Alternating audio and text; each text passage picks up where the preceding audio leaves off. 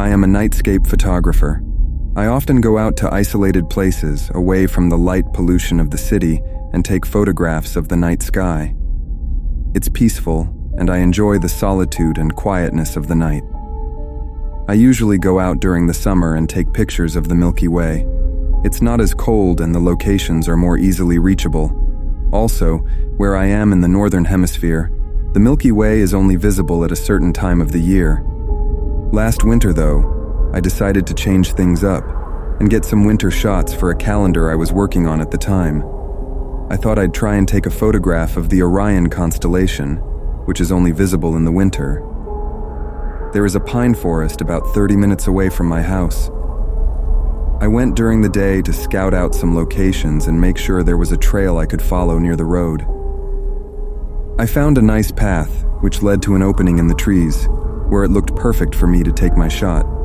I went home, set up my gear, and waited for night to fall. At around 9 p.m., I packed my bag and left.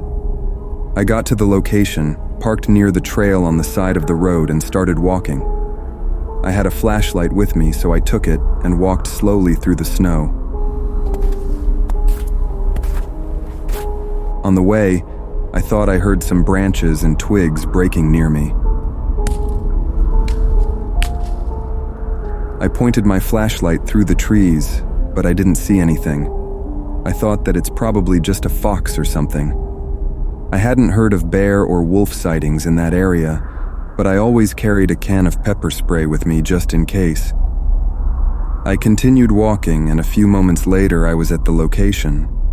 I started unpacking my gear and setting up my camera when I heard something in the trees once again. This time, I thought I heard footsteps in the snow.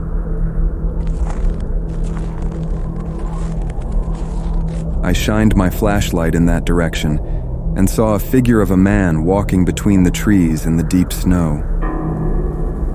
There was nothing out there, and the path was quite far from where he was.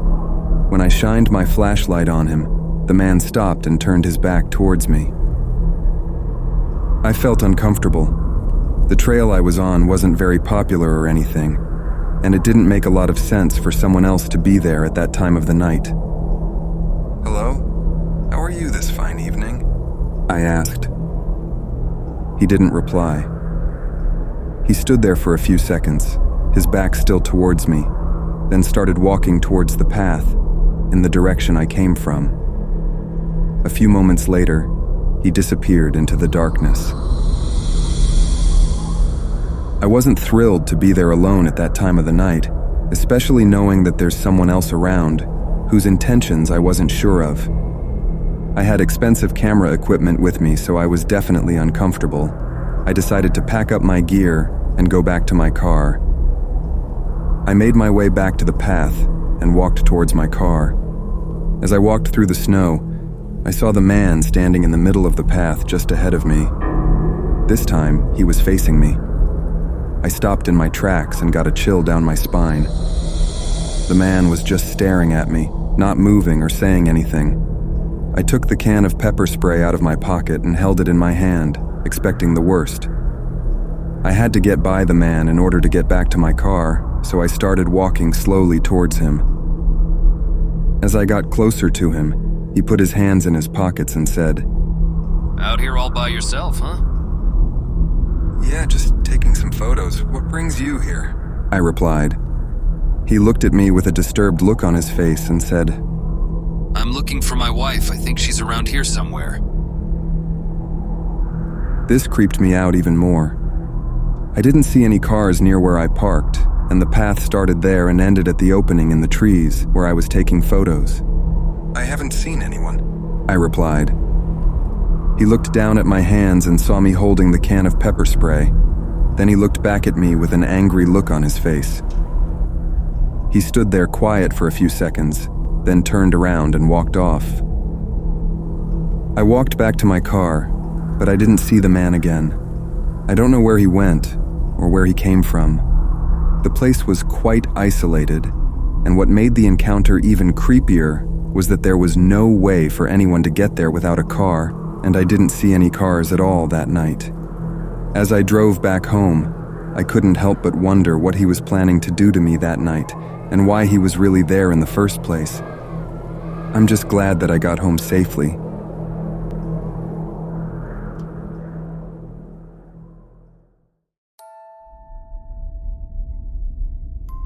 One Friday evening last fall, I was working late in the office doing some overtime. It must have been just after 9 p.m. when I decided to head home for the week. I finished up what I was working on and left the office. I started walking to the subway station through a park in the city. It was a very chilly night, so there was nobody else around. As I walked through the park, I noticed in the distance a guy sitting on a bench by himself with his head down. He was wearing a brown hoodie and was looking down at the ground with his hands in his pockets. As I walked by him, he lifted his head and looked at me. Our eyes met for a second, and I quickly looked away. I walked past him and continued heading to the subway station. A moment or so later, I looked over my shoulder and saw him get up and start walking in the same direction as me. I felt a bit paranoid, being a young female walking in this empty park late in the evening, with some random guy starting to follow me. The subway station wasn't too far though, so I started walking more quickly. I approached the station and looked back, but the guy was still about 30 feet behind me, walking in the same direction. I got down the stairs and sat down to wait for the subway train. About a minute or so later, I saw him coming down the stairs as well. There were other people around now, so I didn't feel as paranoid. Once the train arrived, I got on and sat down. He also got on and sat down on the opposite side of the train car. I pretended not to notice him and just looked at my phone. When the doors opened at my stop, I sat there a moment too long to see if he would get up. He didn't. I quickly stood up and exited the train. He suddenly jumped up and got off the train too, just before the doors closed. I started feeling uncomfortable. I walked up the stairs out of the station and headed towards my apartment building. Again, he started walking in the same direction. I purposefully slowed down my pace to see if he would walk by me, but he slowed down too. There was nobody else around by this point, and I started getting really creeped out. I picked up the pace and just wanted to get to my building as quickly as possible, but then I realized that it would be better if he didn't know where I lived. I crossed the road and started running towards another building. I guessed that he didn't want to appear like he was chasing me, so he didn't run, but he started walking really quickly in the same direction as me. He was falling slightly behind me when I turned down a small alley where he could no longer see me. I looked around the corner and saw him, full-on sprinting towards the alley. I was now sure that he was after me, so I ran as quickly as I could through it and hid behind a large dumpster before he turned the corner. I was hoping that he would run by me, because there was no way I could outrun him by this point.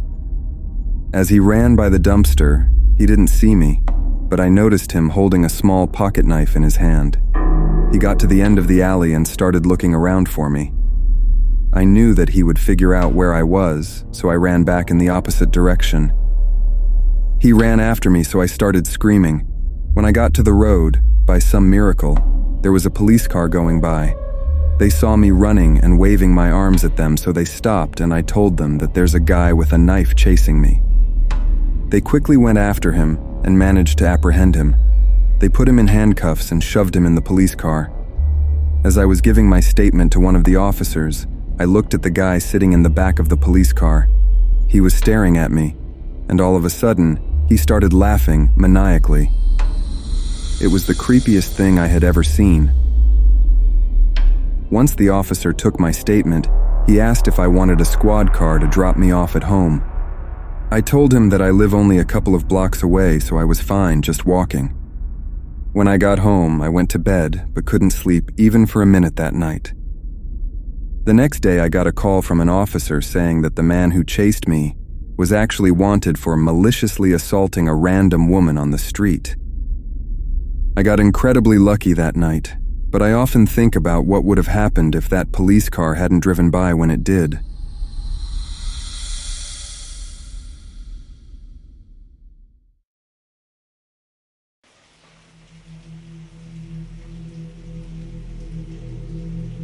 It was a regular Friday evening, and my roommates were all away for the weekend. I decided to stay back and enjoy some quiet time. I lived in a 2-story suburban house that we shared together. I'd had a long week, so I just wanted to sit back, eat some popcorn, and watch a movie before I went to bed. I made my popcorn, sat on the couch, and started watching my movie. The sound of rain outside provided the perfect backdrop to the thriller I was watching. The atmosphere was eerie, but I was enjoying the solitude. Halfway through the movie, I thought I heard a noise coming from outside the house. It sounded like a scraping noise coming from the outside wall. I paused my movie and listened carefully, but it stopped. I resumed watching, and a few minutes later I heard what sounded like tapping on the back door of the house. I started to get creeped out, so I paused the movie once again and went to the back door to check what's going on. I got there and looked through a window in the kitchen. I couldn't see anything, other than rain falling down. I thought that it must be the rain, or I'm hearing something from the movie and thinking that it's coming from outside, so I went back and continued watching. For the rest of the movie, I didn't hear any other weird sounds. Once it ended, I turned off the TV and went upstairs to brush my teeth and get ready for bed.